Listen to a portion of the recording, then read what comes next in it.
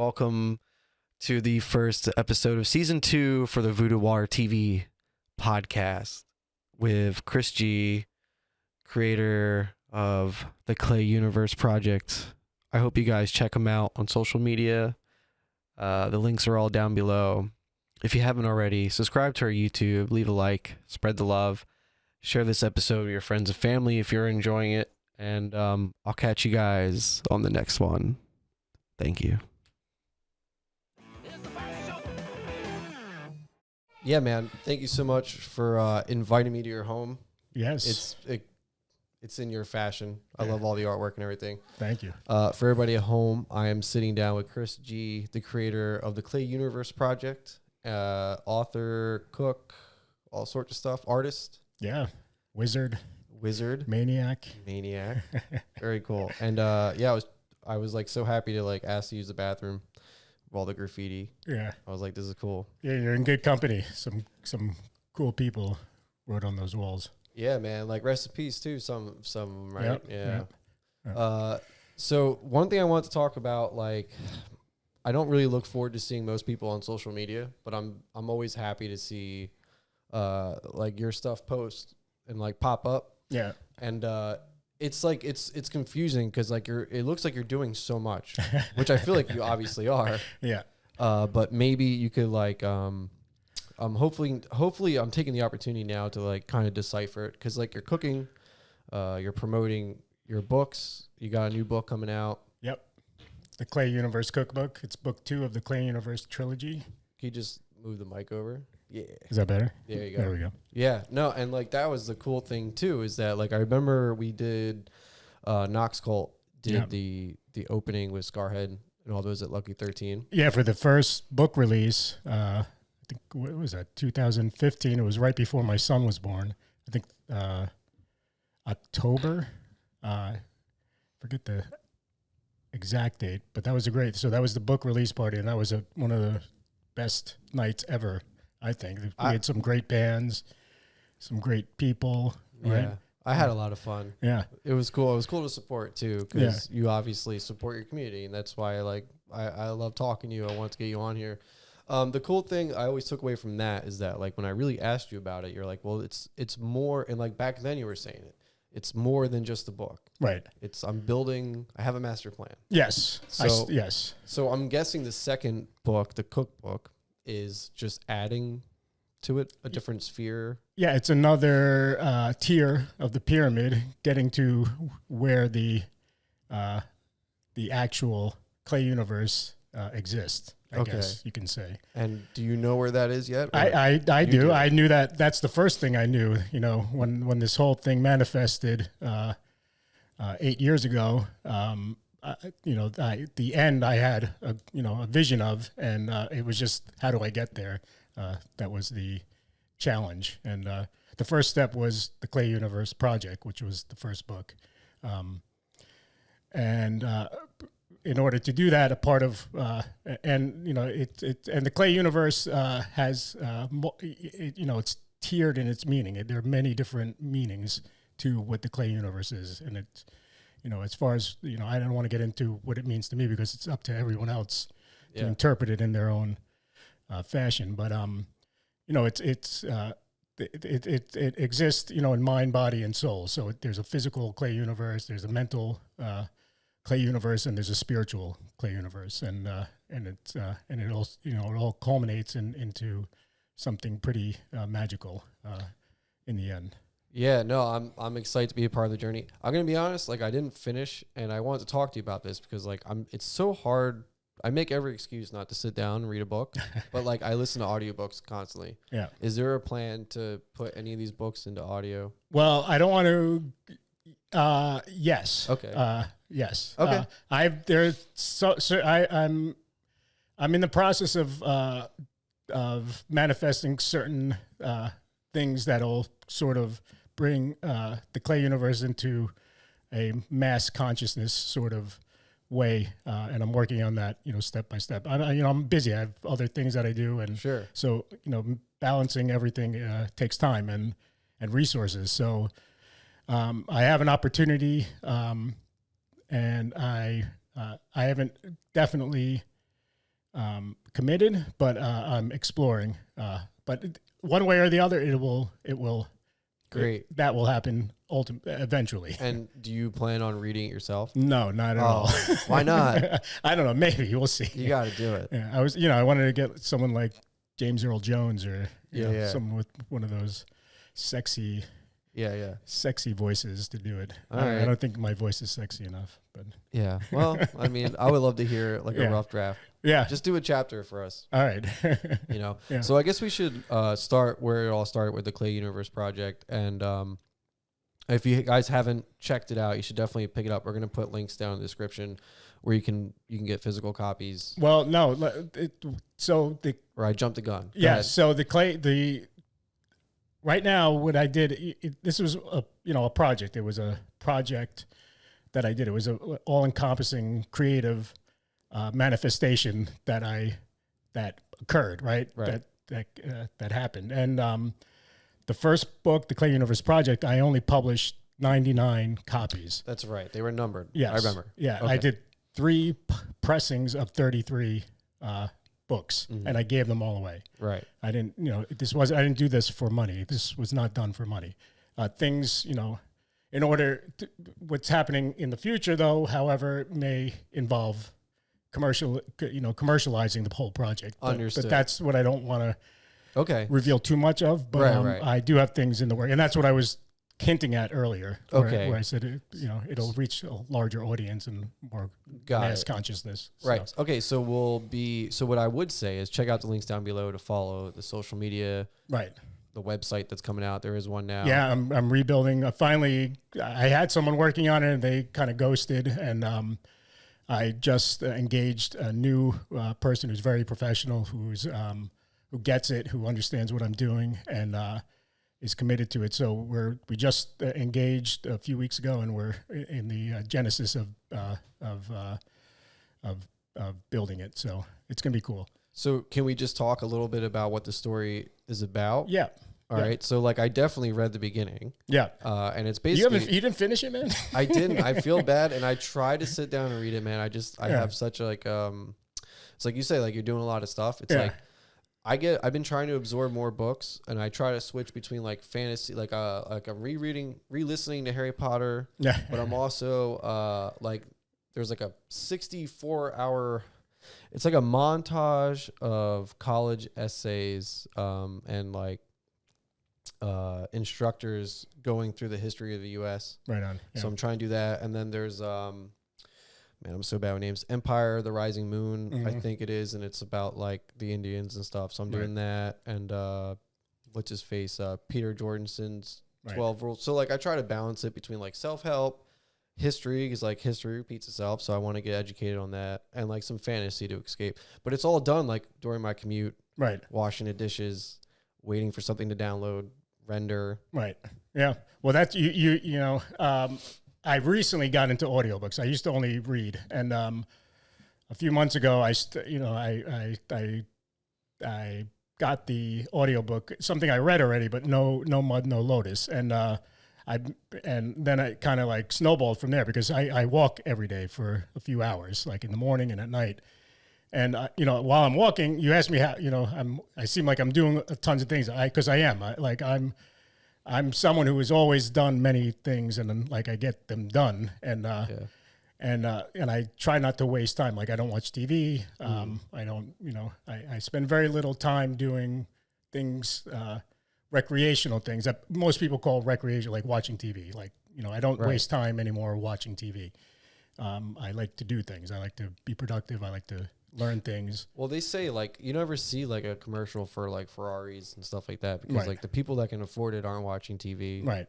Right. So that's a really good thing if you can get away from that. Yeah. Yeah. So when I'm walking now, usually I'd spend a certain amount of time where I'm doing nothing. I'm just walking and being in the moment, being mindful of where I'm going and my surroundings and my environment, and enjoying the nature. And then I spend the next portion either on my phone, doing media posts, texting people, emailing people, taking care of my business, writing. I'll write, my partner, Alexis, and I are using a Google Doc. It's kind of cool. We're using Google Docs, and we're literally writing the book on our phones. So I can write anywhere I am. Smart. Where when I did the Clay Universe project, I always handwrite a lot of stuff first, and then it sort of gets translated into by Alexis, and she manifests her stuff, and then I retool things and add things. And so the first the Clay Universe project, it was primarily, I did it on my Mac, my laptop. But this, we're literally doing it on our cell phones or smartphones, which is really cool. Right? Like technology, like being able to have it anywhere you're going. Yeah. And so we have the shared doc, and I'll fuck with her, and I'll post some crazy picture, and I'm like, I see you, and and she'll post something back. So we have Cool. we goof around and have a good time doing it. But so when I'm walking, I started getting into.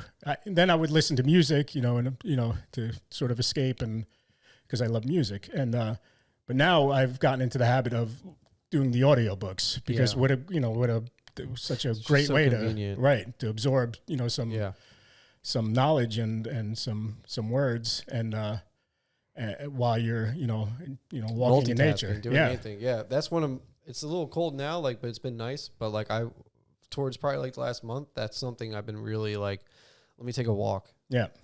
I'm trying to absorb the sun a little bit more as much as you can. I mean, the vitamin I'm D. such a creature of the night, but I've been purposely I've been trying CBD and some tea, some edibles right to knock out early, and it's been working. I've been feeling really refreshed in the morning. That's good. And it's making me want to go outside. Yeah. Which is nice. So awesome. I'm trying to change that, because the creativity seems to be more there. I put off doing this just because I think I wasn't allowing it to manifest. I was just kind of just have a poor diet. Right. Gotcha. Or a mental diet. Yeah. So I'm trying to fix that. Peaks and valleys, man. We all go through them, Yeah. A few years ago, I went through I was in a very dark place. Some crazy stuff was happening in the world with me. I was going through a breakup with someone I loved, and there was some other craziness that I won't discuss here. An interpretation will be in the next book, but okay. And my creative spark, I lost it, for a while. And it wasn't until I acknowledged it and made some drastic changes. I've already made radical changes, at the onset of what the Clay Universe project was, but I had to make some more changes. And after I did some crazy stuff, and I was looking for answers everywhere. And then I met some people that influenced my this second metamorphosis, I'll say. And now I can honestly say I'm in the best place I've ever been in my life. And I don't see myself going back to where I was, when I was in the mires of depression and other mental issues and my lifestyle, peaks and valleys, and yeah. So going back to the first book, it's about basically you having a mental breakdown. Well, I call it an anti-fairy tale. That's kind of, I never heard it. I think I made that up. I think it's my own word. But it's a grandiose depiction of certain things that I experienced in life and it starts at even before birth to a certain period of life where the protagonist in the book has after living a certain way and being obsessed with certain things, comes to a point in his life where he wants to die, basically, because of certain experiences and certain external and internal stuff, right?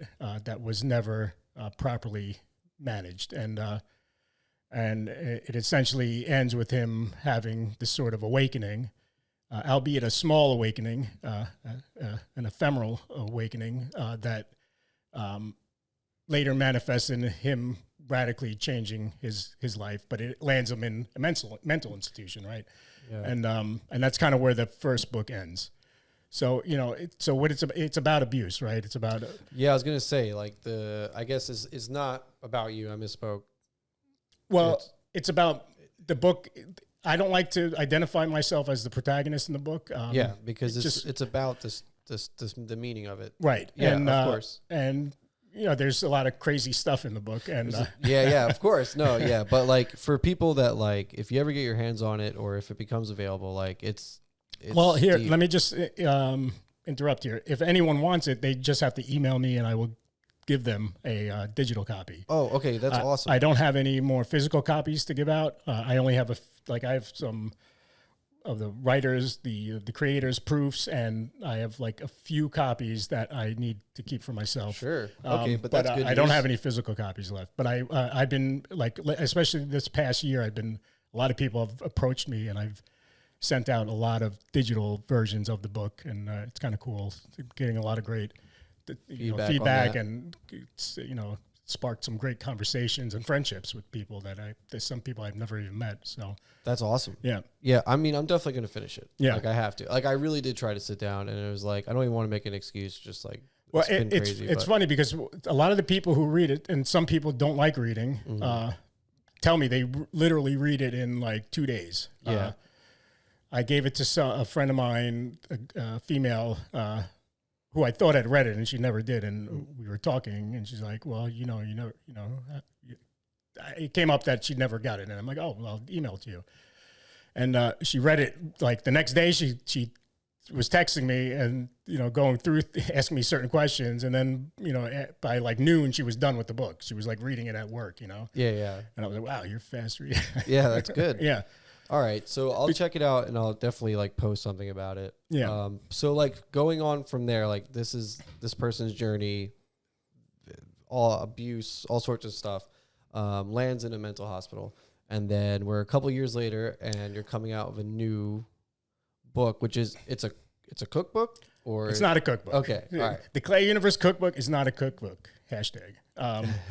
It is. There's a reason why you do cook. I do. Yeah, yes. so I'm a trained chef. I cooked professionally in my past life, and I still cook often for myself, for my family and friends. I see it. Yeah, it looks good. Yeah. So I do, and I now, like lately, I've been doing some cooking with like other professional people from the past, new friends. Like, and I'm, you know, we're doing like like I'm doing this like tea chocolate collaboration with my friend Terrence in Seacliff, who owns Cocoa Confections and Coffee. And I'm working on some other cool collabs with some really cool people, you know, and my day business is tea. Like I'm part of a co-owner of a tea importer manufacturer, company that my sister started that about 3-4 years ago. I purchased a larger stake of, and because she kind of wanted to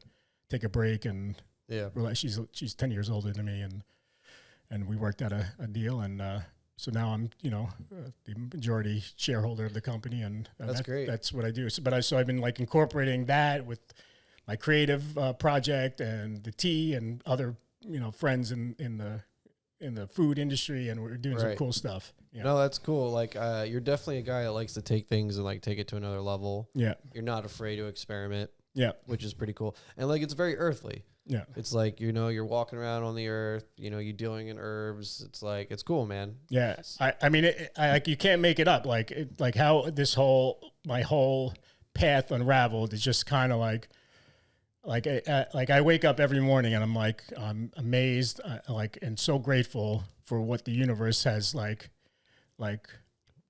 provided. Yeah. Although the path to get here was very difficult, and I experienced some hardships and some pain and some craziness and some evil but it got me to like where I am now, and like I am in the best place I've ever been in my life, and Well, it like radiates. Oh, like, yeah. off you. Thank you. Yeah, you got a good it's like an aura. Yeah. Not everybody has that. Yeah. It's cool. And it's something I actively, and I have to say this, it's something I actively work on And maintain. Yes, and it's a daily, it's a minute-to-minute process. And you know some of the stuff I do, and Sure. But I kind of have it down to a science now. Like I have 3 things that I like focus on as far as like my mental, spiritual, and physical well-being. And I keep it very simple. And I just kind of like, even like the literature I consume, like I don't read for like entertainment. Like I want, when I read something now, I want to read, like I'll read about, something that's going to enrich me in those 3, the mental, spiritual, and physical areas. Like I'm not going to spend time reading, a book about, what is it, the Bourne Identity, like that. I'm not going to read that kind of stuff. I'm going to read, Eastern philosophy, some magic books, some stuff on the occult, esoteric stuff. Expand the horizons. Right. And I'm a big believer, not a believer. I know that, what you put in your body in all ways, it's what's going to manifest in your life. And it's something that I've always like sort of practiced. Then, when I radically changed my lifestyle, as far as not drinking or doing any sort of drugs or consuming caffeine and stuff like that. You don't have any coffee. You don't drink coffee. No, it's been interesting. Or tea. So I don't drink any caffeine, which is, because I'm a tea purveyor. But about 3 years ago, I stopped drinking caffeine. I stopped periodically 8 years ago when I completely cleaned myself up. And then I kept drinking a little caffeine here and there because I love coffee. I love tea. But there's caffeine in tea, so you're not. Well, I don't drink tea leaf. So the caffeine's only in like the tea leaf, the Camellia sinensis, which is the scientific name of the tea plant that contains the caffeine. And like yerba mate has caffeine in it. Like, so I won't drink that. I drink botanicals, spices, and herbs, stuff like that. So like chamomile, lavender, ginger, cardamom, I'll drink that kind of stuff. And there's a lot of holistic properties to what I do as well. And there's like reasons why I drink that kind of stuff now. I'm sure. I guess like we could definitely link to your shop. Is it? Yes. Yeah. It's serendipity.com. Like I said, it's a fantastic company. My sister started it 26 years ago with her then now deceased husband, Thomas Love, who was a Australian immigrant. He was actually Croatian, who was exiled. His family was Croatian. They were exiled from Croatia to Australia. And then he emigrated here and met my sister, and they got married and started this company. And they actually started it in my mother's basement. And I was around. Like, I helped them, in the early days. I was in college at the time, and I helped them do stuff. And then later I became a silent partner as I got a little older. And then in 2018, I became, an operator of it. I purchased a larger. I mean, that's cool. It's a family business. Yeah. And it's great. And we have a good time. It's and it allows me to be like near the industry that I love and hate at the same time.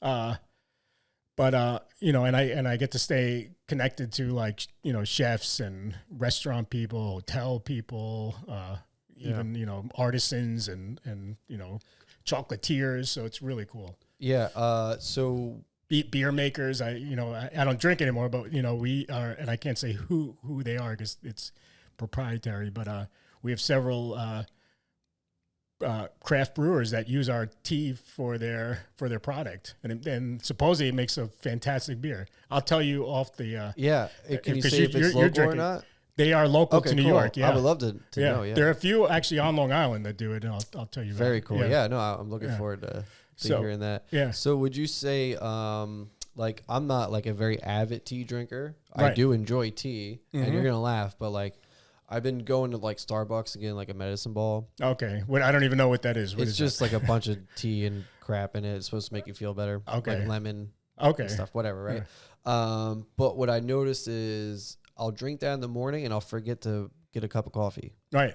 So like I've been trying, I don't know if I'm going to get off coffee. I enjoy coffee, but I've definitely noticed the days I drink the tea, even if it's just like Starbucks tea. Right. It's actually, I think that plus the sleeping at night is just, Yeah.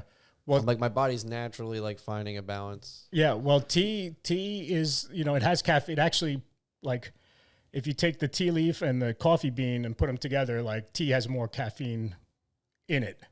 I didn't know that. Per like unit of mass, but when you use less tea to make a cup than coffee, so a cup of tea has less caffeine than a cup of coffee, and also tea has a chemical in it that the actual plant has a chemical in it, L-theanine, that actually levels it, sort of counteracts the caffeine, and it sort of balances your nervous system, so you don't get that like jittery feeling when you drink coffee. And I've been feeling way more calm. Right. Between like taking the edibles or the CBD. You hear my cat? Yeah. Say hi, Willow. Hi. Aw. You're on the podcast. Special guest. Yeah. And I noticed like, yeah, like at the end of the day, like, cause I'll sit in the office and I'll just drink cup after cup. Right. And I'm just like, I feel like my nerves are Yeah. shot. So I've been feeling better. But what I was going to say is, can you point someone to a product that you may have for someone that's not a very avid tea drinker that may want to get into tea? Like what? Like as far, you want some caffeine? Just maybe just like a couple suggestions for different things. Cause like people might go on there and not know. Right. Well, so, there are lots of different teas, and there's one tea leaf, right? So it all comes from the same plant, right? So what alters the tea is the way it's processed. So like you have green teas, black teas, yellow teas, and it's like the way it's manufactured that makes it black, green, yellow, etc. Like green tea, Cat just knocked over the microphone. there's a steam element to it that sort of brings the chlorophyll to the surface of the leaf that turns it like a greenish color. Just yeah. So it's like you really are a wizard. You're like yes, in many different ways. You're an alchemist. Yes, That's cool. I didn't know that. There's only one tea leaf. Yes, yeah. There's only one tea plant, and then it's the way it's manufactured that alters its where is it properties. indigenous to, or can it grow? Well, India, Asia. The spice trade, China, Japan.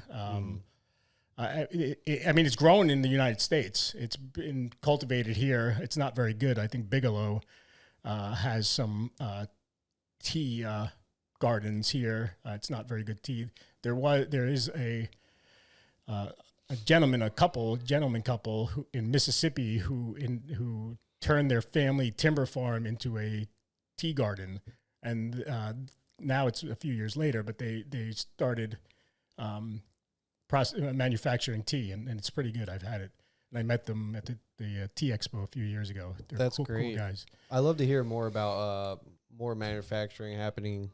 Yeah. In the States. I mean, look what happened with the pandy and everything. It's like yeah. We found out very quickly we're at the mercy of other countries, Yeah, and I'm experiencing that firsthand now. We just had a nightmare of a situation where we had product coming, because we import containers of tea, and we just had a container that from overseas that normally takes a month on the water. It took 2 months on the water because it was sitting out in waiting for a port to come in to, Yeah. And then it was sitting at the it was literally in the port in New York. But you couldn't get to it because of customs and everything. Right. Well, it was like we couldn't even get a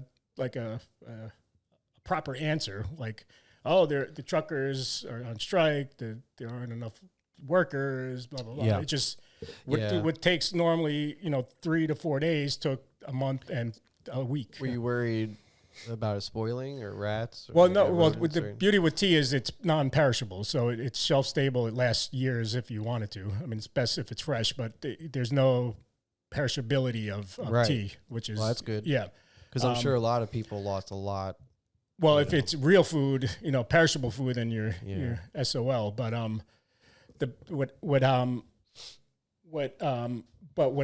how it affected us was we have customers that depend on it. Like I was saying, breweries, like a lot, and That's right, They have yeah. production schedules that they need to adhere Yeah. to. Kombucha customers. Do you make kombucha?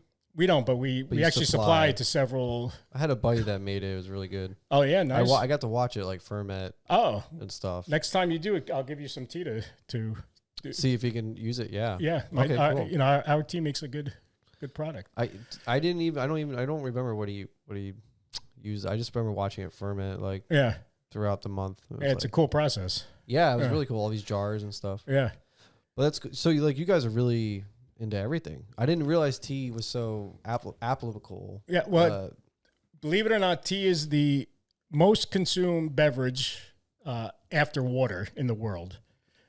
In the United States, however, it's not. But outside of the United States, it's very. Yeah. It's like the most consumed beverage, after water. Right. I don't know what in the United States is, but in the world, on a It's global probably like basis, it's Coke tea. or something. Yeah, Coke. Yeah. It's probably some garbage. Yeah. Honestly. I'm hoping it's coffee, but we'll see. I wonder how many people actually drink water in America. Yeah, well, water is number one everywhere. Okay. Yeah, Well, I do know. Yeah. But yeah, so tea, is and it's ancient, so it's been traded for forever. That's what I was saying, It's like a the space dawn the of spice civilization. Trade, Yeah, you I know. mean, even our country was sparked. The Boston Tea Party. Yep. And to this day, tea is not taxed, which is amazing. Interesting. So Yeah. no tax. No tax on our tea. Yeah. There you go. Yeah. So if you're looking to invest, get some tea. Yeah. So not that I don't love talking about tea, but Yeah. so from what I'm understanding, and I'm going to take a guess at it, the Clay Universe cookbook is more like a recipe or like a how-to to do life. Sort of. Once again, How to get into the Clay Universe. They're multi meanings to why it's called that, and it's up to the reader to figure that out. Because I know why, but Can you give us a little something for people to look forward to? A little teaser of what the book is about. Yeah. So the book takes place. So I think the Clay Universe project ends in 2013, right? And where the protagonist, after having this spiritual awakening, and understands that he has to change his lifestyle in order to, progress in a spiritual fashion in this world. And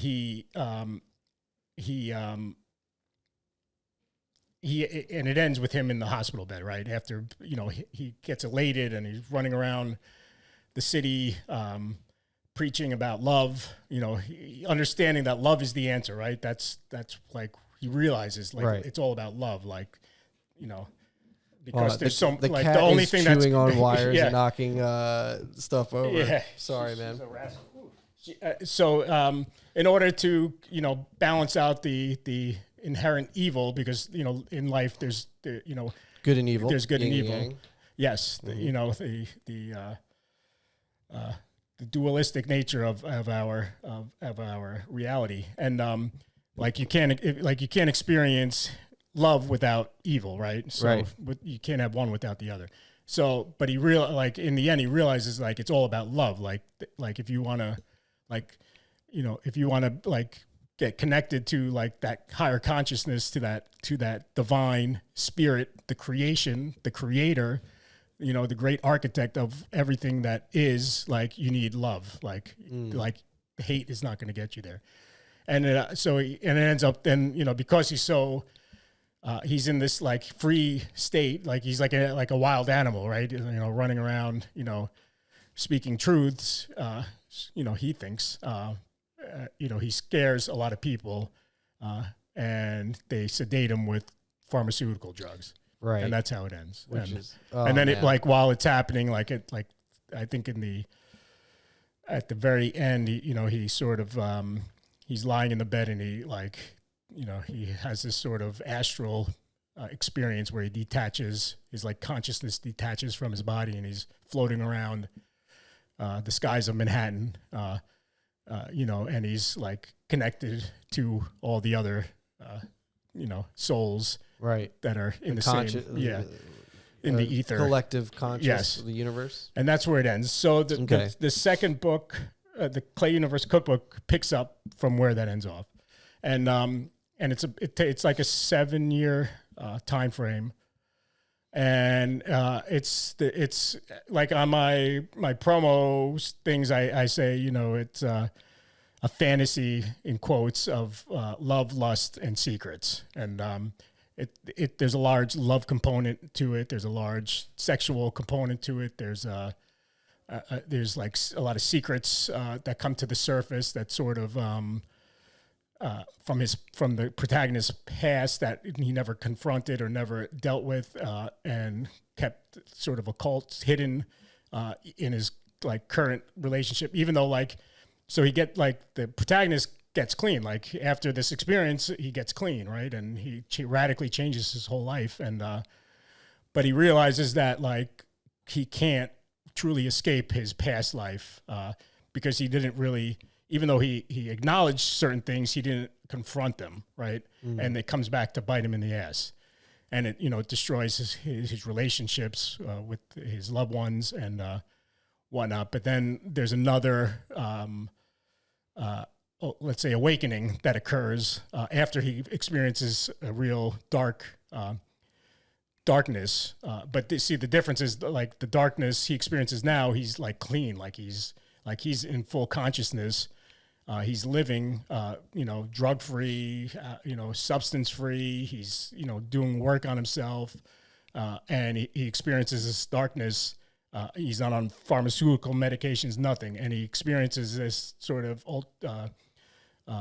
outer dimensional darkness, and it brings him to like his knees, and then it's like about how he gets out of that. Right. And gets to where he is now. And it's different than before, because before he was abusing drugs and right. Pharmaceuticals and just cloud it. Right. And that's cool. And he had past tragedies and abuses that he never dealt with, right? And it just, all comes to the surface in the end, and it leads him to the balcony where he wants to jump off and kill himself. Yeah. See, I do identify, even when you just describing it real quickly, with a lot of that. And I think a lot of people can. Yeah. Yeah. Especially having to go through I think some of my worst times was when I was sober, or clean, whatever, or not, and thinking I had my shit together, and then something happens. Yeah. It's like, right. You really test yourself. Do I have the tools to deal with these things? Yeah. What am I practicing the dark arts? Theo Van, I forget his name, but he's a comedian. He always says that. Yeah. The dark arts. Yeah. And that's always stuck with me. It's like, yeah. Yeah. And for someone like me, it doesn't help that I have, I have this sort of esoteric knowledge and background, and it's something that I've always dabbled in. Going back to when I was younger. And sure. And I also understand the fabric of nature in a certain sense that other people either don't want to or acknowledge. Yeah. Or just, don't care about. But, understanding that, well, they're so wrapped in 30-second videos, right? And just whatever, mainstream. Well, they're products of their society. Yes.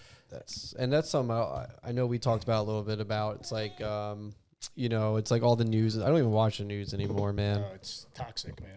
And I think more and more people are starting to see it. Yeah. But I don't know if people are still trying to do something about it. That's why, I'm such a, obviously I do the podcast stuff. Right. I'm a big component of alternative media. Right. Which honestly, I don't even know if it's really alternative anymore. It's like a legitimate news source. Right. It's pop culture, real things that touch people, Yeah. As far as these mainstream channels, just ridiculous. Did you see all the it was like someone put it together. It was like throughout the years, everything that Pfizer has like sponsored. Oh my God. Yeah. And it's been like sponsored by Pfizer. Yeah. It's like, whoa, you know, it's like not, but here's the sad part is like, you can take all the evidence, like something like that. You can like put it in someone's face and literally show it to them. Oh yeah. And they like just kind of like blank stare, like don't because it disrupts their paradigm, like their reality, and people don't like their realities to be changed. I learned a long time ago that you have to be you have to be open to everything, like, because progress can't be made if you're so stuck on like a certain idea or reality or fact in quotes or condition, then there's going to be no progress. You're not going to be able to advance. Like, you're not going to be able to help change anything, like, because you're so polarized by these ideas that like in order for real change to happen, you need to like be able to change yourself. Right. Like, so if you're if you subscribe to a certain political party or belief, then, and you end up just protecting that ideology, without really thinking about what you're protecting, and you're blind to common sense, and it's just amazing how it happens. And I got to say, I fell victim to this a little bit myself, and I had to realign myself and re-educate myself on the deceit of polarization. And polarization means divide and conquer. You're being divided. Well, you can't have a based conversation on your emotions and your and fear and all these other well, you can't have conversations with people because it's not a belief anymore. It's like you're that's your identity. Right. So you can't disagree with someone's being. Right. They take it as if you're saying they don't exist or they exist wrong, and it's where did that come from? Right. At what point do we lose the ability to communicate? Right. Well, that's why what I do, and something that I kind of re-examine, and now that my mental clarity and my physical and spiritual condition is in a very good place. I want to fuck shit up. I want to, I'm not thinking in words anymore. I'm thinking in symbols and other intent driven paradigms in order to, influence what's happening in my world. And if I can change what's happening in my zone and sphere in my universe, then I can affect others. Yeah. And that's what it's about. Yeah. My dad used to always say, you're number one in your life. Yeah. Because if you're not doing good, then no one around you is going to do good. So you're number one. It's And your dad was a good dude, man. Let's just talk about Gio for a second. He was awesome. Oh, man. Yeah. He was a big, he always supported. He wore my T-shirt, and every time I saw him, we talk. Yeah, he loved you, man. Yeah, and he loved you. Sure. He'd come to all your shows, because I went to all your shows. Yeah. And when he went away to his home country, he brought me back a T-shirt and for my son and keychains. I still have everything. He was awesome. Yeah. No, I hope I can just amount to half of the man he was, because I don't know how he did it sometimes. Yeah. He was he touched so many people's lives, which, I think that's where I get kind of wanting to do the podcast from a little bit. It's I want to connect with people, like I was saying earlier, that impact the community, right? Their local community and stuff. And I don't know. I think he had that same thing. He just he was a healer. Yeah. My father was definitely a healer, but he was he's such a tragic. I mean, that's my son in the background, by the way, if you can hear him. And we got the cat on the table knocking stuff over. But I wouldn't have it any other way, man. This is cool. But he was such a healer, and I always think about my father, such a strong man, but he was such a tortured soul, man. It's crazy. Yeah. I don't know how he did it. He especially the way he left us. Yeah. So it's a shame. But I remember because your dad passed actually when I was going through a really dark period, and I didn't get to properly mourn him, and it just sucked when it happened. But I remember right before, like, because he had the same disease that a friend of mine's uncle had, and like my friend's uncle took this experimental drug because there was the right to try that was enacted, where you if you had a terminal illness, you can get any experimental drug that you wanted, because they need people to test it. Right, makes sense. Right, yeah. right. Mm-hmm. But for some reason, these clowns who run our politics wouldn't allow this to happen. But they want money, right? Pharmaceutical, man. Yeah. So I remember texting your father the drug. I'm like, check this out. My friend's uncle is in remission for a year now. Like, I don't know if he did, and then I kind of fell off. So I don't know. I remember him saying, I try to think about it. I'm not 100% sure. I just think it was too late, man. Yeah. Unfortunately, what's it called? A lot of people, it happens. It's a very common misdiagnosis of because your pancreas isn't producing enzymes. It's almost like what's it called? Being diabetic. Your body kind of acts the same. But it was weird because he would tell me my sugar levels are fine. They don't know why I'm diabetic, which was always strange to me. Yeah. And then he had he was complaining of pain. They're like, oh, you might have kidney stones. Let's go. We'll send you to get an MMR. That's when he found out. It was everywhere. It was metastasized, just everywhere. And that's how he found out too. That's kind of I don't know, man. I don't know if he deserved it, but it's just kind of what it is. Yeah. It's the will of the universe, man. Sometimes. Yeah. It's, life and death. It's, it's the part of the cycle.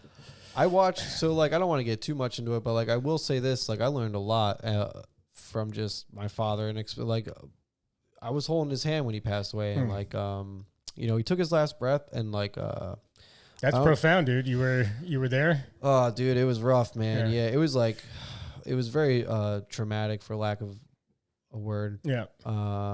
It was rough, man. But so we ended up putting him in a medical coma. Yeah. So that his body would shut down. Yeah. And because he was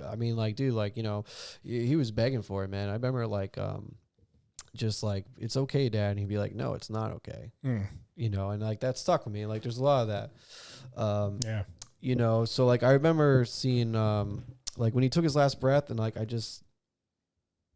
don't know, it was a profound moment, because I feel now that I've done some work on it, it's a rite of passage almost. I was at that, from that, it was it was 9:19 at 5:25 a.m. and that's when I became a man. Yeah. If that makes any sense to anybody, and it was a very profound moment in my life. Yeah. Well,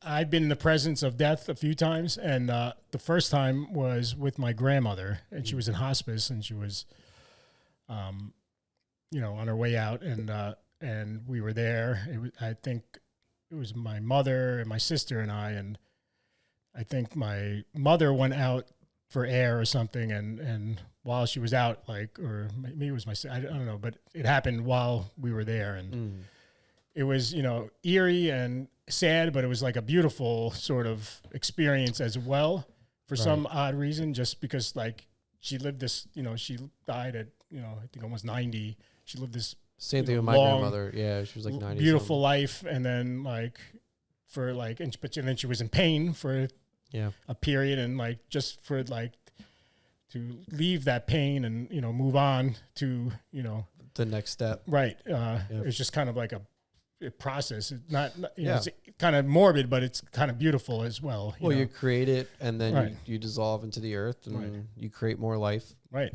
It is a circle of life. Right. And it's weird because my grandfather had passed away at 64, and my father turned 64 on 9/11, and then passed away on 9/19. So it was this weird thing. But yeah, my grandmother was in hospice too, and I remember trying to help my dad with that. Yeah. And that was a weird thing to do, is trying to help my dad process that. And then going to the grave, they have a family tomb, so it says Loudieni on it. Right.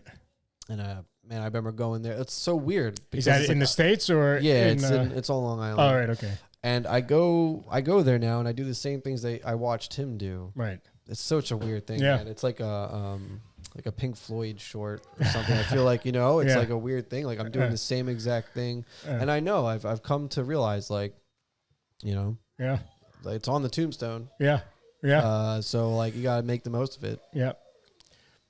But that's why when we're here, like we got to make the best of it, and like that's why the way I am, like it's something I like. Back I was a lunatic when I was younger because I was drinking and smoking and doing all this crazy stuff, and I was working a lot, so like I always had, and I was always doing a million things at once, and it's something like something I watched my father do as well. So as complicated as my father, our relationship was and is, like that's one thing that I got to experience from him that is beneficial, because I learned like he didn't watch TV, he didn't he read, he worked, he was hustling, and it's something that I always witnessed and incorporated into my life. And I was in different, probably back when I was younger, with, I'm not going to get into what I was doing, but the dark arts. Yeah. So, but now, what happened when I got 8 years ago, I clean, I changed everything.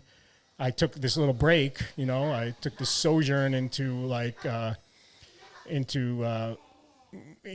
for a few years where I kind of realigned myself, had this crazy, got into relationships, did all this craziness, I had a child, the greatest thing, Farah, my baby mama, gave me the greatest gift ever.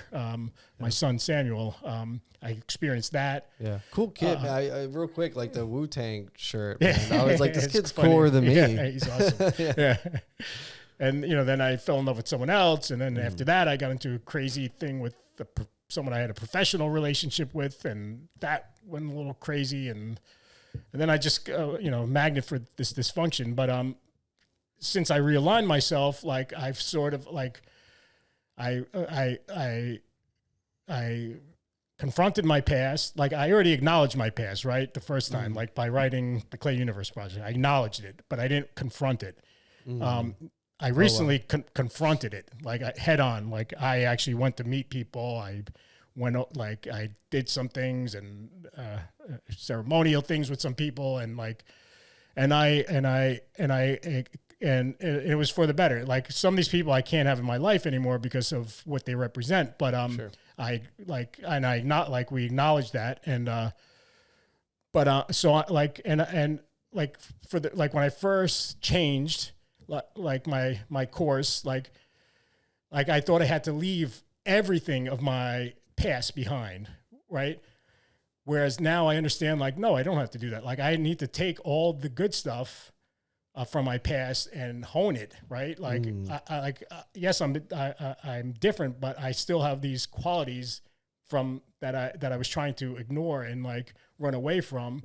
Like, dude, I was trying to. At one point, I went back. Like I was in school to get my master's to become a teacher, right? At one point, and I did this because I was with someone, and like I thought it would give me the best lifestyle because of the time and everything, and like in retrospect, I'm like, I'm not a fucking teacher. Like I respect teachers, but I'm a fucking doer. Like I fucking do things. Like I can't teach. Like I'm a shit teacher, right? That's one. I realized I'm a shit teacher. Yeah. As far as like that, in that sort of environment where like you're in this like institutionalized environment. I'm a fucking crazy man, Yeah, I have no place. I restricting. have no place to anywhere near a school, Plus, other than picking up my son and taking him to. Because like teachers don't get to teach wherever they want, right? Yeah, right. So especially nowadays, right? Well, all the politics and craziness involved, but now I'm like, what was I thinking? And I'm a creator, man. I'm like I create things, I build things, I do things. Like that's what I need to be doing. And so I was kind of like running away from that because I thought that like if I started doing that kind of stuff, like it would like bring me back to the bad habits that I used to have. Whereas I now realize, no, it won't. Like I've been talking and hanging out with old business associates and people, like, and not only do they respect me for it, they understand, and like I'm able to have these relationships, and like and it's good because it's helping me build what I want to build for my future and for my son's future, right? And for the and to show him the balance, right? And he'll get to see, you know, rather than like he's gonna get to see me like. Just like like he's gonna get to see me do things like cool things, you know. He's gonna grow up like seeing his dad doing some cool stuff, and like if I had him, you know, like I did some cool stuff in the past. You know, I owned restaurants, I was a chef, I did the businesses, I did some cool stuff, even though I was a maniac and you know, and I had help, and you know, I was involved with crazy people and whatnot, but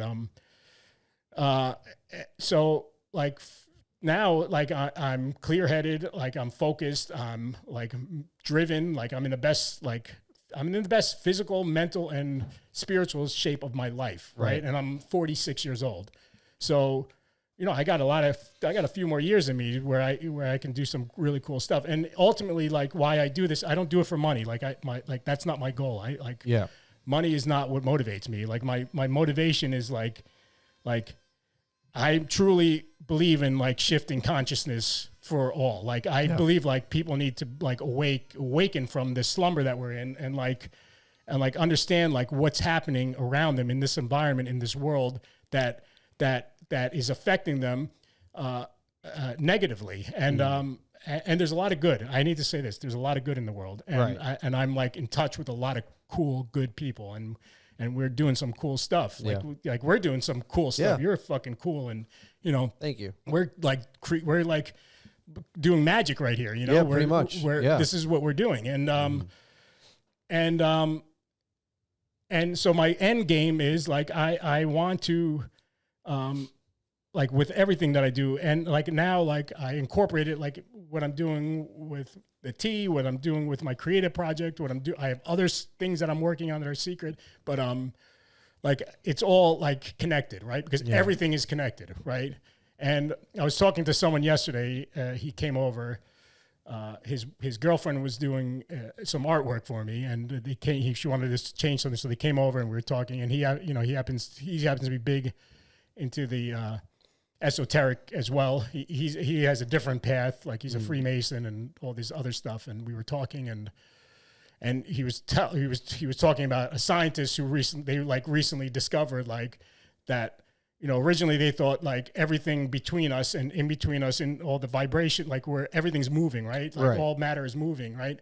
And they originally thought like in between, like all this moving matter, like the atoms and whatnot, is space. Right. So empty space, they were calling it, like, so like there's space everywhere, but now they're figuring out like that they prove that like there's not space. There's this fabric that is connecting literally everything. Right. Kind of like that's crazy. Right. But this is something I knew already. You knew it though, right, to be true. Right. But I knew this not only not only intuitively, right, but I knew it because Tesla was saying this back like he called it the ether, right? And he wanted to send images and stuff through the Tesla coils and electricity. He wanted to do everything that like technologically everything that we have today is, you know, thanks to him. And but he knew it was connected.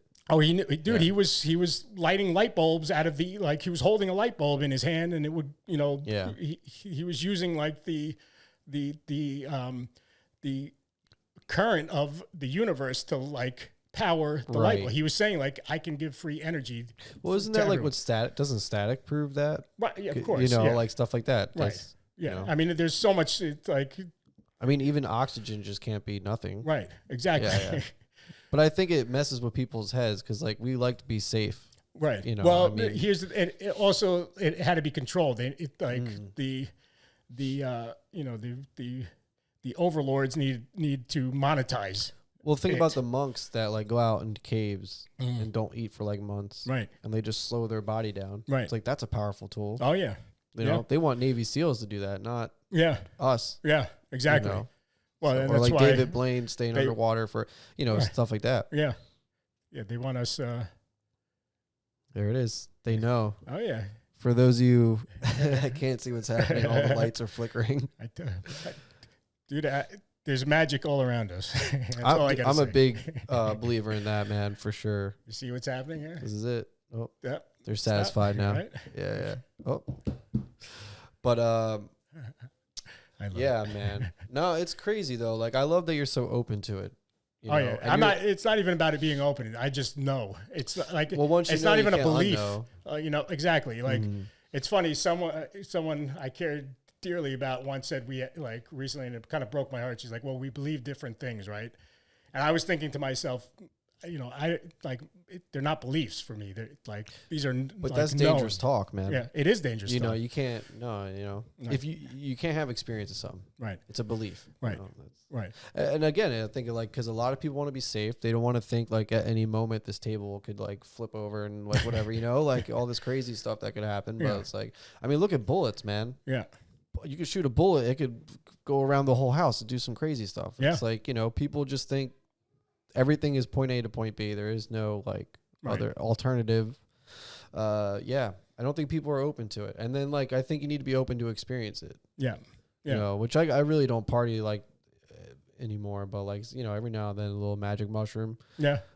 And just, I have nothing like I know, like I have like a lot of friends who, they microdose. Ayahuasca people are using that, I know. Here? They use it here? DMT, yeah. Really? Yeah. Well, if you want, I can connect you with someone if you... Maybe. It's like, just like, I know that's supposed to be like a shaman supposed to like guide you. Well, they are. No, they're like serious rituals that they're doing upstate. Yeah, we'll talk about it. But, and I have no issue with that. Like, I have an issue if like, you're shooting dope and you're killing yourself. Yeah, right. Yeah. And like that I have an issue with. Yeah. Like, I want you to stop. I don't want you to kill yourself. But if you're like doing these things for a spiritual experience, I have no, I know I can't, because if I took LSD now or a mushroom now, I would go insane because I'm insane without it. Right. Yeah. So if I start doing any of that stuff, I already experienced that kind of stuff without drugs. So I don't need drugs. Well, that's the one. Yeah, that is the thing, right? Is when you do get to experience it without it, it's kind of like Jesus, Yeah. So, but I think it's awesome because and there are benefits to it, Yeah, especially like I think all the good science is coming out now. Like it cures depression. Like maybe one special K or if I guess in doses, right? Yeah. I don't know. Like maybe like once a year or maybe like twice a year or something. Like I do like to eat some fungi. I feel like I don't know what it is. Right. I feel like I'm cleansed. Yeah.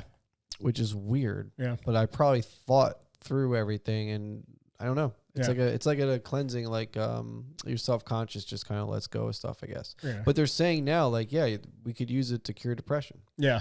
Yeah. But I don't like it because it grows in shit and anybody can make it. Yeah, exactly. Of course.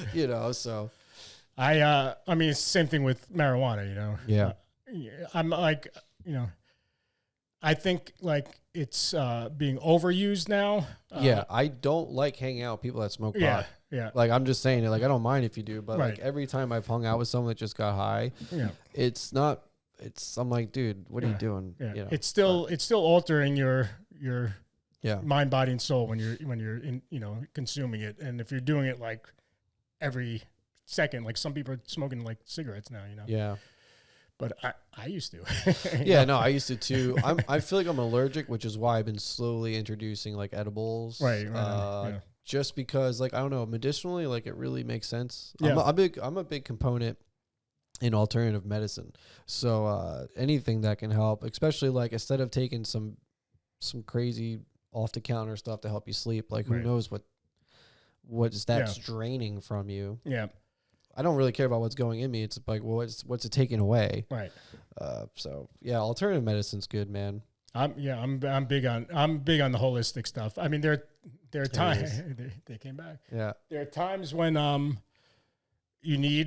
certain people need certain medications because that's what they need. But like because I've done it with myself. Like I know what needs to be done to right, to do certain things, and I've done it. Like now, like, you know, it's just I'm not going to get into everything, but, you know, but if you're eating properly, you're eating well, you know, you're taking care of your mental condition, your spiritual condition, and you're exercising and doing all this stuff, like you will not be sick as much. Bottom line. Oh yeah, of course. I think, and I'm definitely guilty of not doing enough exercise and stuff, but I do know, like, I'm relatively healthy of a person. Yeah. I just watch what I consume. Yeah. You know, and the stress stuff too. It's like, I try not to let anything really stress me too much. It's not really worth it. Stress is one of the worst. Yeah. You know, it's your immune system's like tied to it. So Yeah. it's like, I'm relatively healthy. I go through spouts, but nothing like I used to. Like, Right. I used to get sick like real bad. Yeah. And I just haven't, luckily, knock on wood. Nice. But I also eat a ton of tacos and stuff. And I'm Tacos gaining all this weight, man. Dude, you're But skinny as shit. What are you I know, but like, you know, my father had this like he was like muscular, Yeah. but like a really big belly. Yeah. And my body's doing the same thing. Like, I need to start working look a out lot like just to your father. catch up. I know, right? It's weird. Yeah.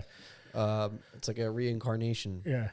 This was like this. I grew my beard out. For those of you guys at home, like, I got a long goatee, and it was like a tribute to him. Yeah. But like now I'm just rocking it. Yeah. I like it. I like good, it too. man. Yeah. Like, and I can't grow it on my head anymore. Yeah. So. Do you know when I first met you? Do you remember? Blackthorn 51 or No. oh no, it was a Manhasset. No. No, I don't know then. So it was at a room in Glen Cove, and you were at the podium, and you had a giant mohawk, and I think you were wearing like bondage gear. I was with like my mini skirt or something. No, I think it was like black pants with Oh, sure. straps in the middle. Yeah, for sure. And, I had a skirt. I had a long. Yeah. skirt. Oh, maybe it was and I was there with Drucifer. Remember, Mhm. you know, Yeah. Andrew, and that's the first time and we talked, and we. Oh, that's right. It was like only men, or whatever, right? No, it was at in Glen Cove. My memory. I don't want to get into what No, it of was. course. You know what it Yeah, was. You know what I'm yeah. talking about. I do, yeah. But because I was hanging out with him because I met him through something, and I was because he lived over at there at the cemetery. He was renting Right. a house at the cemetery up the Yeah. block. Yeah. Yeah. That's And he true. introduced me to you, actually. Yeah, and that was Because- it, man. Yeah. That's crazy. Yeah. And then Manhasset came later. That's what it was. Yeah. And then Kim and all that. Because you were living Because I above think Kim Kim's was like, house. "You need to meet this guy," and then Yeah. like I was like, "I already met him. Yeah. Like I know this guy." Yeah. yeah. That was funny. Yeah, Kim's a cool person. Yeah, she's awesome. She's a big Yeah. supporter of me. She's And I'm a big supporter of her. Yeah, and she's definitely another person that like gets it. Yeah. Like Oh, those- she gets it. And Yeah. she's awesome because she's in tune to it. Yeah. Man. and she's candid, and she's honest, and she's blunt. And that's why I need her in my life, because she tells me like it is. And Same sometimes here, I man. need that because I'm a little out there, and Yeah. she kind of like brings me back. I Sometimes. find myself doing that for people at my job now, like she kind of did for me all those years, and Yeah. it's like so bizarre because I'll be like sitting there, I'm like, dude, why is this person doing it? And I was like, didn't you do that like 9 years ago? Yeah. I was like, oh yeah, I did. All Yeah, right. exactly. And aren't you saying the same thing that Kim said? It was Yeah. like, oh yeah, you're right. Yeah, all right. that's funny. He gets a pass. All right. Yeah. But yeah, no, it's like I think it's important to have people like that, but it's you know, it's also good to still see examples of like, you know, the dark arts and stuff sometimes, right? Yeah. Yeah. It's all about balance, I think. Yeah. I mean, now, like I told you, I keep my life pretty simple. Yeah. You know, I do a lot of stuff, but I keep things simple. Like in my daily practices, like I keep the three like philosophy, like three things. I do transcendental meditation every day, which is a type of meditation. It's like it's a sort of a program that you do. And then Okay. I adhere to the art of peace, which is a non-aggressive martial arts philosophy that was developed by this sensei years ago, and it's all about being one with the universe and not harming another person. And it's something that I read a long time ago, and it's like a very simple. But the Art of Peace, the book, is a very simple book. It's just like they're like prose, and it's very straightforward, and And is it like for another form of discipline too? It's just it's a whole, it's an all encompassing philosophy on like how you should live your life. Yeah. And there's also like an element, like a warrior element, and like, it kind of I so like getting to finally talk to you about this stuff like in depth. It's like I feel like you pretty much know you're relying on your experiences, and you find things in your life that complement your true self, which is usually most people, and I'm guilty of it too, where like I'm constantly jumping into something and then realizing like I was going like 110% into it, and then I realized like, okay, maybe that's not really aligning with my true self, right? You know, so it's like I give you props, man. Like seriously, like to be able to really focus on like what's complimenting you, not what's making you, I guess is the way I would put it. Yeah. You know, because everybody's looking for some to identify themselves as, you know, and you're trying to compliment yourself, which is great, man. Right. And you get it. But it took me a lot of suffering and a lot of trial and error to get to where I am now. I think I get it more, and I think people like him and like other people, you know, it's like if you suffered, like I tried to explain this to someone the other day. It was like, listen, you know, I've suffered a lot in my life, but like every day I have experience dealing with it. So like every day there's a problem and I deal with it. I have experience to look on in the future. It tells me like my experience tells me this ain't shit. Right. Or like this is easy. Like, you know, so it's like you just got to go through it. Yeah. So I think a lot of people with hardships kind of get it. Yeah. You know,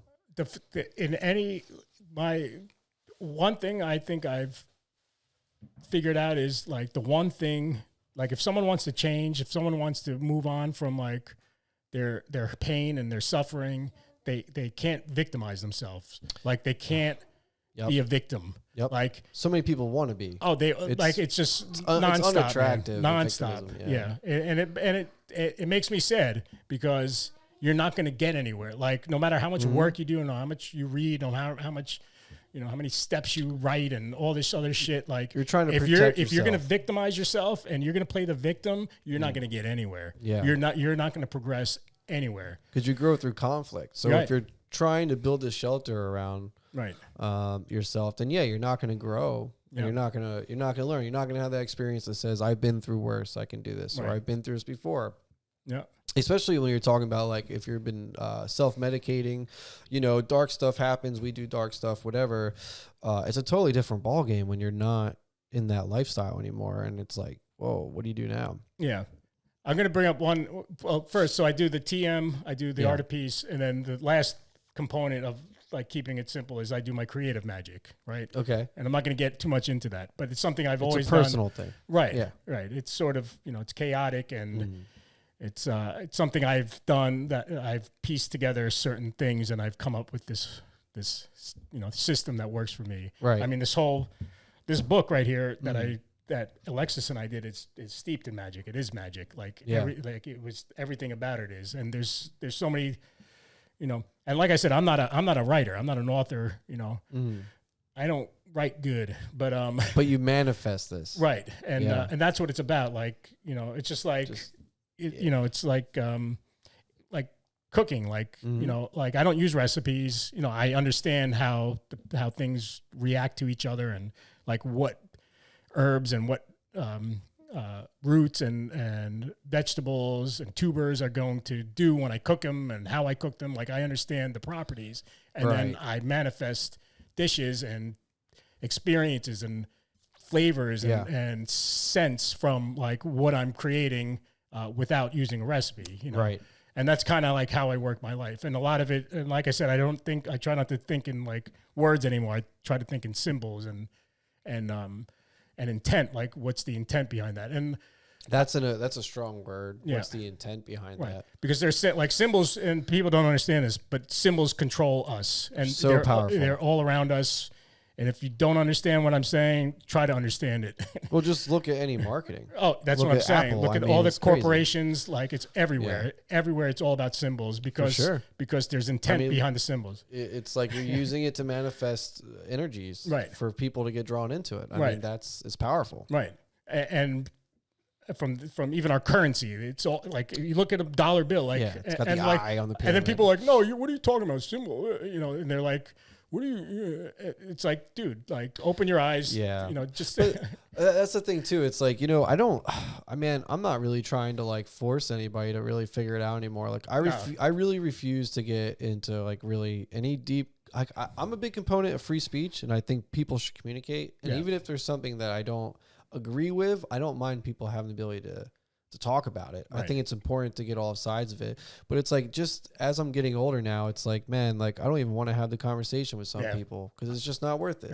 And it's like, you're allowed to do what you want to do. Yeah. And they don't like that. Yeah. Like if you come to someone with that kind of attitude, they think you're dismissing them. Right. When you're just trying not to get involved in their diluted image of whatever's going on, you know, or thought, you know. Yeah. I don't even argue anymore. I like if someone says something ridiculous or disagrees with me or says something completely off base or misinformed, like I don't even try to argue. And, I don't try to either. In my experience, because it's like something new I've been trying to really work on, man, is like every time I've gone back to just like, well, I'll just say something. Yeah. And it's always like, it was never gratifying. And it never ends well. Yeah. And it's just more experience of me knowing like it's not worth me. You know what's funny too? Like speaking of like manifesting stuff, like symbols and stuff, like algorithms, you know, like on Facebook and stuff. Like I purposely keep people that like I don't want on my feed just to balance it out. Right. Because I know like they'll purposely, if I only keep like certain content, that's all I ever get to see. Right. You know, right. So like there's people I can't stand, and I'm like, I can't believe this person's posting this. Yeah. But I don't interact with it. I just keep it there. Yeah. Yeah. Just to keep a balance, man. It's such a weird game you have to play. Yeah. To balance out your intake. Yeah. Controlling your, you know, what you're consuming. Consumption. Yeah. Which is why I love alternative media. Yeah. Because you get to. Yeah. When I did divulge in media, it was always first of all, I would read everything, and because. They're even in like what's being put out there, there's intent behind it, and there's codes in there, and there's stuff that's being said there, you know, stuff in between the lines that they're pushing, and for sure. So you have to kind of like, I would read everything and to understand, like, get the real picture. And sometimes, and I'm just going to put this out there, sometimes articles are written for specific reasons and for specific people to convey specific messages. Yep. And if you can recognize them, it can be kind of, you know, scary, but it can also, but it's also eye-opening and create like a filter. Yeah. So now I've learned, like for me, I have no time for that anymore, because like what's going to play out is going to play out. Yeah. But as long as I'm doing what I'm doing, and the people I'm connected to are doing what they're doing, and we have a objective, and you know, we're trying to, through, like I said, symbols and creative works, and even like your personal behaviors and what you're doing in business and everything else, like as long as you're putting out the proper intent, like it'll infect others, and and you know, it'll be contagious. So you were talking, it kind of reminds, like, some of this, I'm trying to, like, all right, folks at home, I'm basically trying to interpret and understand the Clay Universe project, and I'm so happy I get to sit down and speak with you. Right. The fabric that is in space that connects objects is that the same fabric that connects like relationships, I guess is what you're saying, right? Yeah. Like it's like the net, like a hive network almost. Yeah. Yeah. I don't like not hive, because that means like singular, but you know what I mean? Like there's a connection. Right. But here's the thing. It all goes back to one singular point, right? Which is the creator, right? Right. Whatever the architect, you know, the God, like right? The God, you know, people call God, whatever. And it's funny because people, I have this discussion with people who are atheists, right? Who don't believe in God. And it just kind of like, you know, boggles me because I guess I could fashion myself as an atheist in the past. I don't think I was an atheist, sort of like I abandoned that concept. Traditional concepts? Well, I think that's where people have the issue, because like when like they're like, oh, I don't, you know, God, you know, the guy in the sky with the beard and like repent for your sins. Right. Yeah. That's not what I'm talking about. Like, and if that's what you're saying you don't believe in, then I agree with you. That's not Right. This personification of this something that can't be explained by religions is not, what I'm talking about. Right. But to deny that there is some sort of intelligent consciousness that manifested me, you, this table, right, the idea to make the this table. world, right? Like is I think just like ignorant. Like how, where did you? And then they go into the scientific. Well, the Big Bang happened, and there was nothing, and then nothing became something, and but this and that. I'm like, all right, but where did that come from? Where did nothing come from? Like it all goes back to that singular, enigmatic point that you can't explain, and that is what God is. And I think people don't like that. Right. It's uncomfortable. Right. Because because what do you mean you can't explain it? Right. Yeah. Right. Yeah, that's the tough part about having conversations with closed-minded people. Yes. Yeah. And for me, and here's the other thing. For me, it's not even about believing anymore because I've experienced it. So like I've had some pretty profound experiences that, it's not even a question in my mind. And we were talking about, like, I told you I do three things. I keep my life very simple, and I focus on the TM, art piece, my creative magic, right? Yep. And I do other, and then I go to the spiritual men's meetings, right? For other problems that I need to take care of, regarding like compulsions and addictions and stuff like that. And, and I manage that separately. Like that's something outside of my day-to-day stuff. I mean, that's day-to-day as well. But I went through a lot, after my radical change 8 years ago, I started going to church for a while, and I was looking for trying to figure it out. Well, yeah, because I experienced I was without substance, and I was experiencing this darkness while I was without anything altering me, and I was looking for answers, like, why is this happening right now? And then I figured it out, and that's where, and then I pieced everything else together. And what I do is what I do. That's not, I'm not telling anyone else to do it, because this is what I do. I think your overall message is like, this is what I do. Like, you need to figure out what you do. Right. Exactly. Yeah. Which is more powerful. And again, people aren't open to that. Right. But that's the thing. You have to, to figure out what you need to do, you have to be open-minded, and you have to try certain things to get there. And you're going to fail and try and scrape your knees and get up. And right. I mean, people who are successful in life, aren't just successful. They go through. They did something. Right. And they experience, unless you've experienced failure, you can't experience success unless you inherited it, Yeah. I mean, how many people have said, if you don't fail, then you're failing. Right. Stuff like that. Right. And I fail a lot. And I think I'm due for another failure, actually, Yeah. Yeah. I am. I feel like I need to be humbled a little bit in some way, and I'm sure I will be. Yeah. I mean, and I have in to a say, positive way. Yeah. And I have to say, I'm talking very grandiosely right now, and I still fuck up lots of shit, I'm a dick to my baby mama a lot of the times, and I, and for the most part, we get along well, but we're very different. We have different energies. We have different ideas, and we have different expectations for our son. So once in a while, I'm a dick, Yep. And I can be grumpy and Good for and you with to be my able child. to feel that. Yeah. But what I do, one thing that I do now is when I'm a dick, I recognize it, I'm mindful of it, and afterwards I will apologize for it. That's super important. And that's what it's about. That's growth. That's change. That's what we need more of. And that doesn't come easy. That's not natural. And it's something that I work on, Yeah. I feel yours a lot of our encounters with people now is just through the glass, through the metaverse, and I think it's so easy to dismiss wrongdoing or whatever. It's just but when you're forced to face somebody, I think, and I hired a lot of younger people for my warehouse now, because they're the only people that really want to work, which is It's crazy. It's all turning back to the way it used to be, Yeah. you know?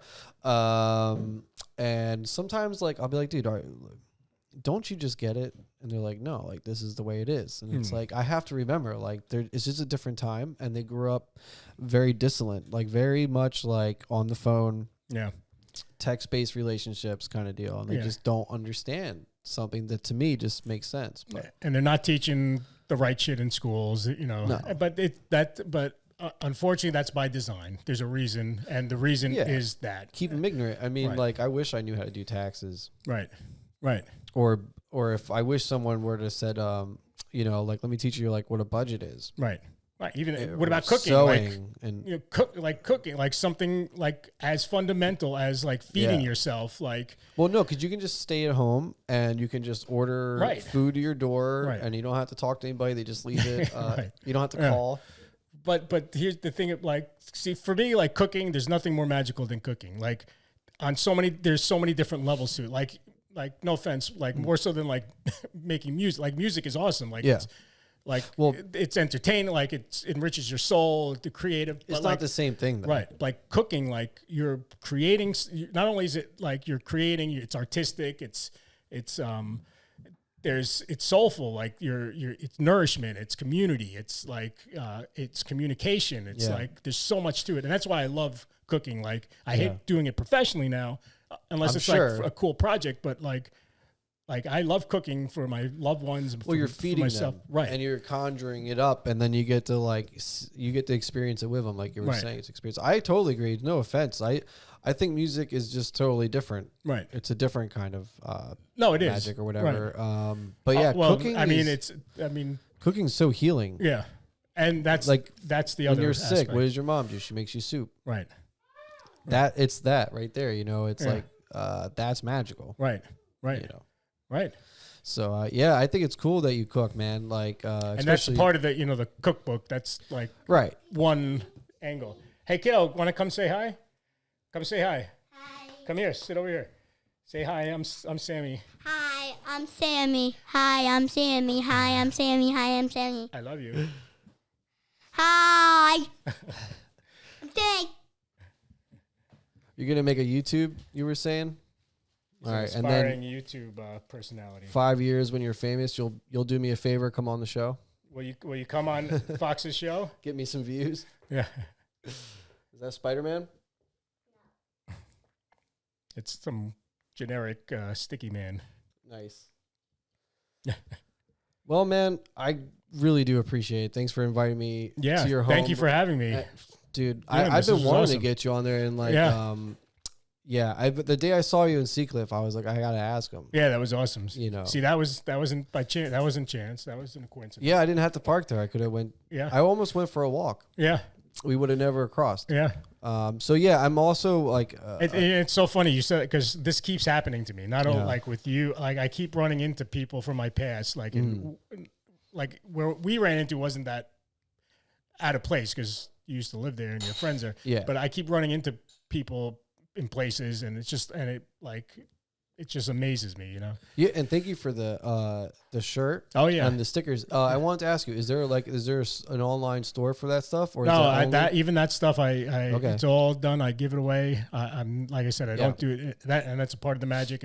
There's a reason why I'm doing that. And, I think it makes it so personal, man. Like every time I wear it now, like I still have it, but it's like a crop top now. Yeah, I know. The original. So like I can't really rock that. Yeah. But like, man, like every time I wear it, it's just like, you know what, this is cool. Yeah. I'm proud to represent it. So just real quick, I have some, like I'm doing some other stuff. Like I always had this master plan and part of it was to do a comic book series and I want to do, and that's in the works right now. And so 13 different episodes, books. This is happening? Yeah, the Clay Universe comic book. I'm not going to. So I don't give too much away. Yeah. It's been a very like give and take. Yeah. Everything's so hush hush. Yeah. Well, I'm like that, but no, it's good, man. It's part. It's like a musician. A magician never reveals the secrets, right? Yes. So 13 different artists. Yeah. I'm gonna write 13 like of the stuff that's in between the lines, like stories that aren't in the books, and illustrated by different artists. So it's going to, like, each one will have its own different field. Sort of like Harvey Pekar, who did American Splendor. I don't know if you know. You're young, so he's this guy. He was a hospital clerk, and he was really into comics and jazz, and he just wanted to write comic books, and he started writing them, and then some artists were digging them, and he got some cool artists to like illustrate, like Crumb and some other people. And Sterling Simpson, is that the guy? He wanted some like a Japanese animator to do like a music video. Okay. And they ended up doing like a 45-minute. It's on Netflix. Oh, right. Like a 45-minute movie. Oh, yeah. And it's all different styles of animation. Oh, very cool. I gotta check so it's kind of like that. That'll check out. Yeah. It's cool. Yeah. Yeah. So that's kind of like that, where it's like different flavors. Right. I like that a and lot. all different. So I have like tattoo artists doing it, fine artists, graffiti artists, some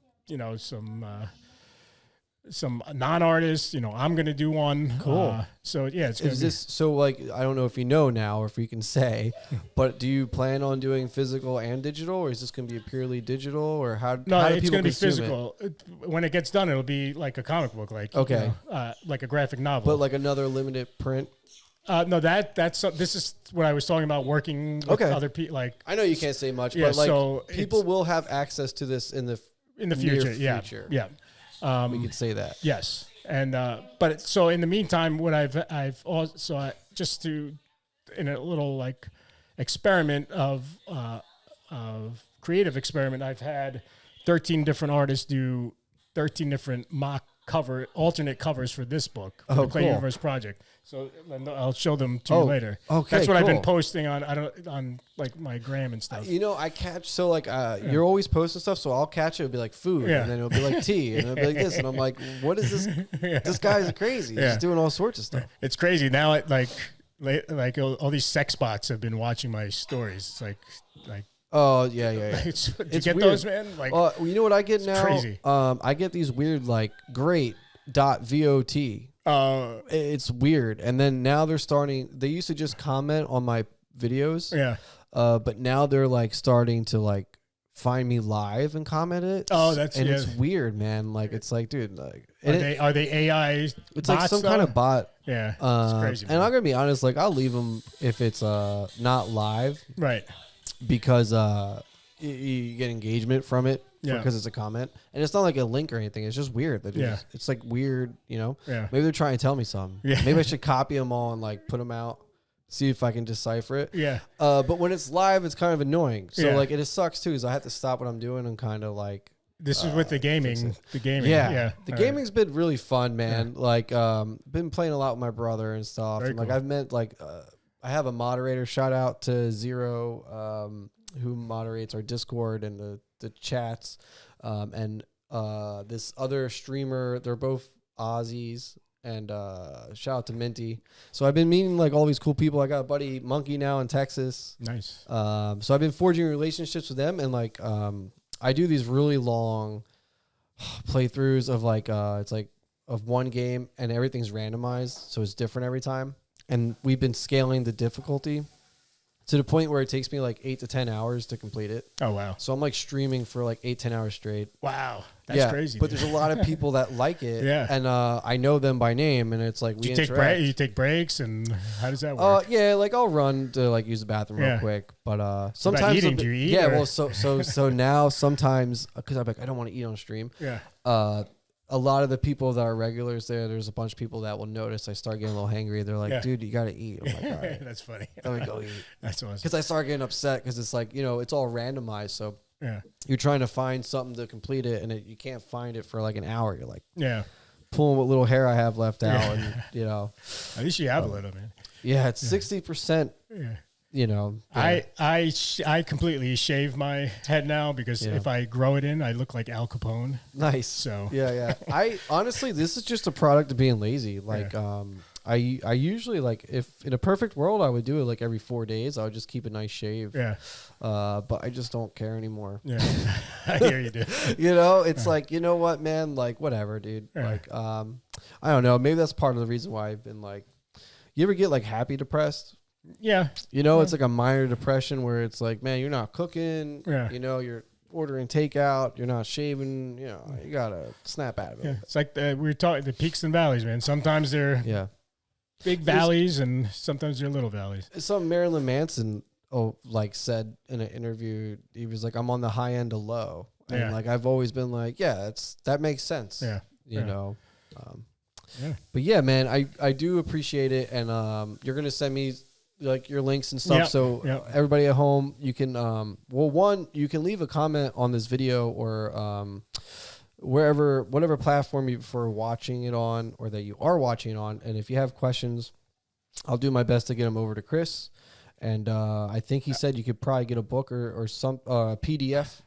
A digital copy if you get an email going. Yeah, Chris at 𝘓𝘓𝑈niverseproject.com. And please, anyone email me. I'm very cool. I like to chat with people. I'm very, I like to talk about creative stuff. If you have like your own stuff, creative stuff you do, I like sharing it. I like reading things. I like seeing things. So don't be shy. Like, reach out to me. If you want the book, reach out to me. If you want to talk about the book, reach out to me. If you want to talk about anything, reach out to me. If you're a female and you're having issues or anything, my partner is a wonderful woman, and she's a mental health clinician, and she's got lots of experience. So if you read the book and you want to talk about the book and you don't feel comfortable talking to me, you can talk to Alexis. So, just reach out, man. And next time we got to get her on. Which, maybe next time it'll be, we'll do like a video thing. If we do the next one live, I'll get Alexis here. She's in California. She's all over the place. So. Okay. Yeah. We'll work on it. Like when she's available, let me know. And then what we'll do is, we'll just hang out in the studio and we'll go live. Very cool. And I'll grab some cameras from work or something and we'll do it nice. Right on. Awesome. But yeah, thank you for your time, man. And I love the fact that, your family's here and it's nice the cat was knocking stuff over. Yeah. It was cool, man. Yeah. You know what I mean? Like, I love all the artwork. Yeah, man. Thank you so much for inviting me into it and talking to me. Yeah, absolutely. About everything, man. Thank you. Thank you for having me. All right, guys. As always, do me a favor. Do a random act of kindness for a stranger, friend, or loved one. And I'll see you guys in the next one.